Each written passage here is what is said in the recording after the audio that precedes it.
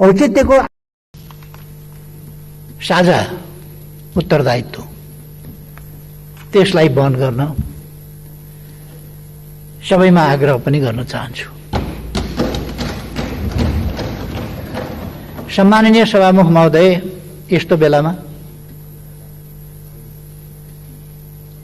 यस्तो परिस्थितिमा आज हामी स्थिरता र स्थायित्वका साथ एकताबद्ध भएर राष्ट्र जनताले देख्ने गरी, जनताले बुझ्ने गरी, अनुभव हुने गरी यस काममा सबै एकजुट भएर लागेको हुनुपर्ने थियो। तर मैले अलिकति दुःखका साथ नै भन्नुपर्छ, हामी त्यसरी जान सकेनौं। कारण जेसुकै होस्, तर हाम्रा गतिविधिहरू, हाम्रा चिन्तनहरू, हाम्रा प्रयासहरू, हाम्रा ध्यानहरू जे कुरामा केन्द्रित हुनु पर्थ्यो त्यस कुरामा केन्द्रित हुन सकेनन्। सरकारले आफ्ना ध्यान कोभिड विरुद्धको लडाईँमा केन्द्रित गर्न चाह्यो, विकासका प्रश्नहरूमा केन्द्रित गर्न चाह्यो, सामाजिक जनजीवनमा बढी क्षति र खलबलाहट पैदा हुन नपाओस्, अर्थतन्त्रमा प्रतिकूल असर न्यून गर्न सकियोस्, यस कुरामा सरकार लाग्यो। तर सरकारले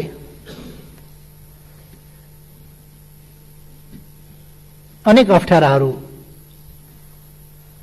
सामना गर्नु परिरह्यो।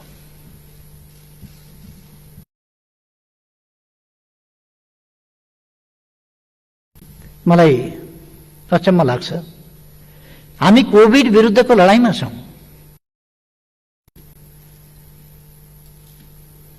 कतिपय पक्षमा, कतिपय कर्नरमा प्रधानमन्त्रीमाथि हिरो छ्याप्ने वा सरकारमाथि हिरो छ्याप्ने र कोभिड विरुद्धको औषधि खरिद जस्ता कुराहरूमा भएको भ्रष्टाचारको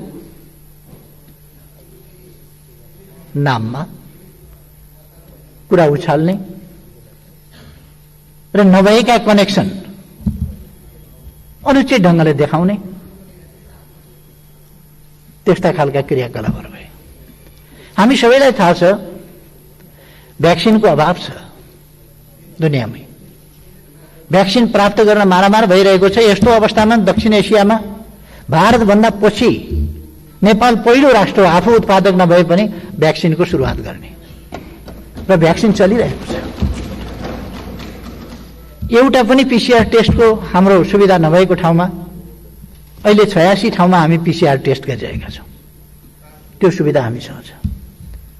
त्यस प्रकारका अस्पताल, शैय्या, अक्सिजन, भेन्टिलेटरको पर्याप्तताको त कुरा छोडौं, न्यूनतम आवश्यकता पनि पूरा गर्न सक्ने अवस्थामा हामी छँदै थिएनौं।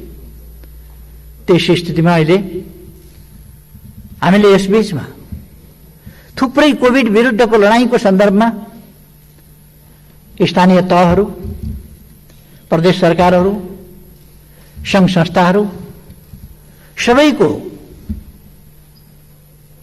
सरकारको सम्पूर्ण संयन्त्र सबैको साथ सहयोग लिएर सफलतापूर्वक पहिलो लहरलाई तुलनात्मक हिसाबले भन्ने हो भने न्यून क्षतिमै सरकारले नियन्त्रण गर्न सक्यो।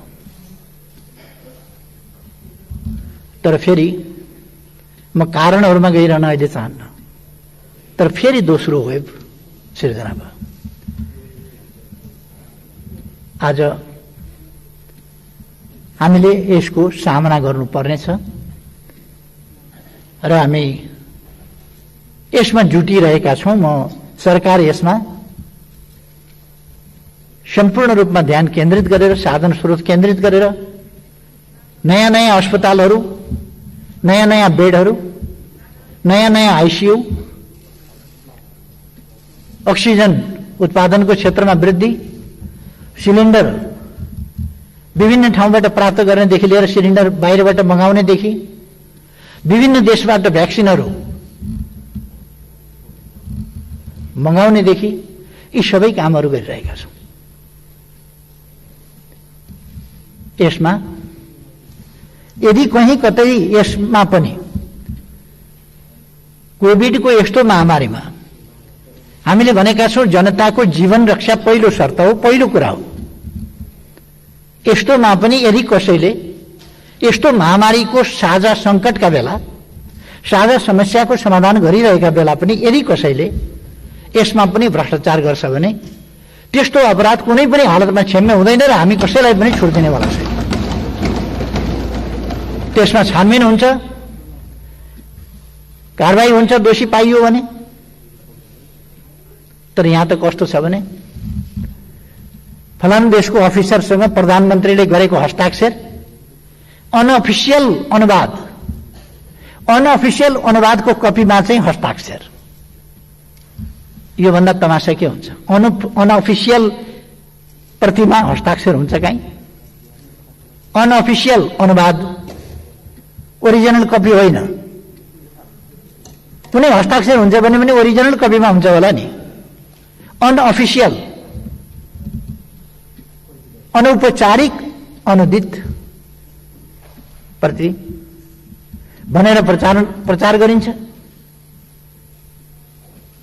र त्यस्तोमा फेरि प्रधानमन्त्रीको हस्ताक्षर स्क्यान गरेर जोडिन्छ।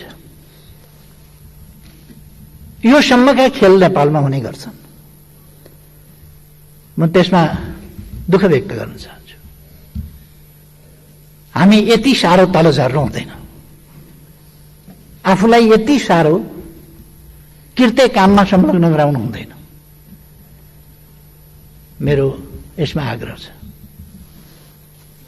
चाहे राष्ट्रियताको सवाल होस्, चाहे लोकतन्त्रको सवाल होस्, चाहे जनजीविकाको सवाल होस्, चाहे शान्ति सुव्यवस्था सुशासन मानवाधिकारको सवाल होस्, चाहे भ्रष्टाचार विरुद्धको हाम्रो लडाईँको सवाल होस्, कुनै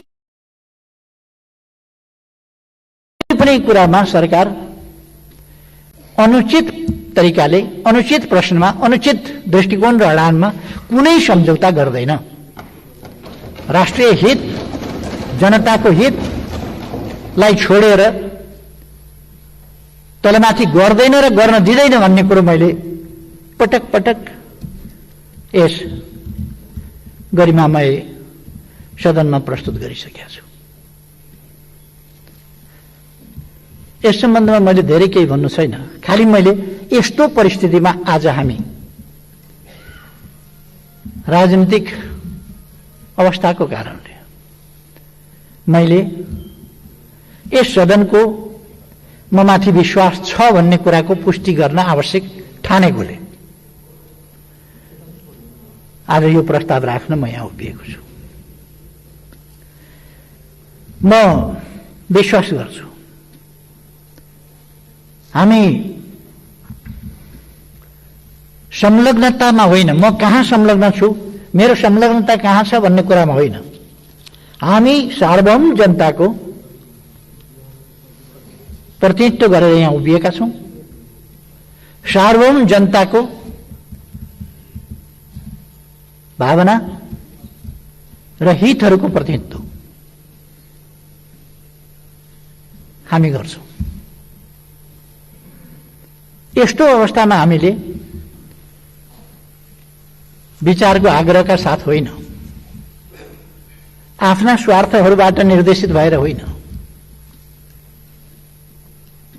हामीले म कहाँ छु, कहाँ आबद्ध छु, कहाँ सम्बद्ध छु भनेर होइन,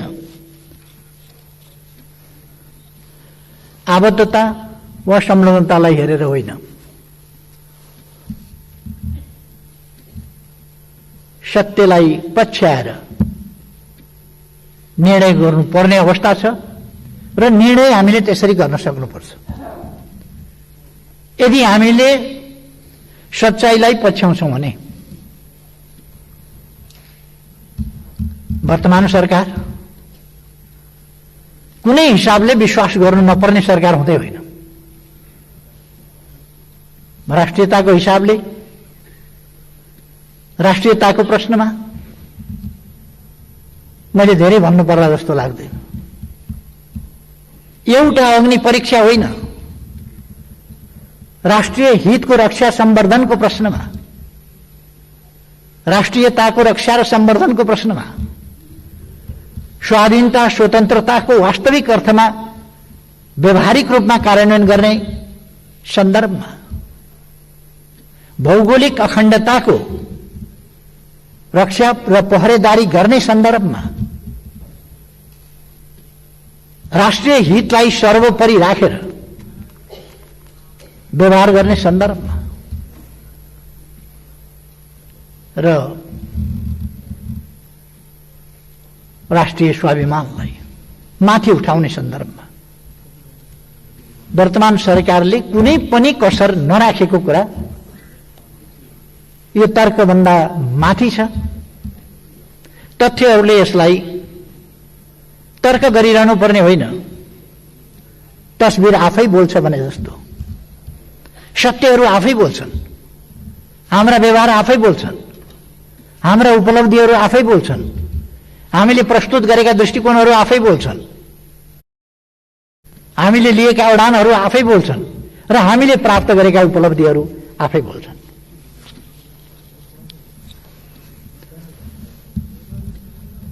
तसर्थ राष्ट्रियताको सवालमा नेपालले अन्तर्राष्ट्रिय मञ्चहरूमा खेलेको भूमिका, यी सबै हिसाबले हेर्ने हो भने पनि नेपाल एउटा सुनिन थालेको, देखिन थालेको, सुन्नुपर्ने आवश्यकता महसुस गर्न थालिएको देशको रूपमा स्थापित भएको छ। मैले धेरै भन्नु पर्ला जस्तो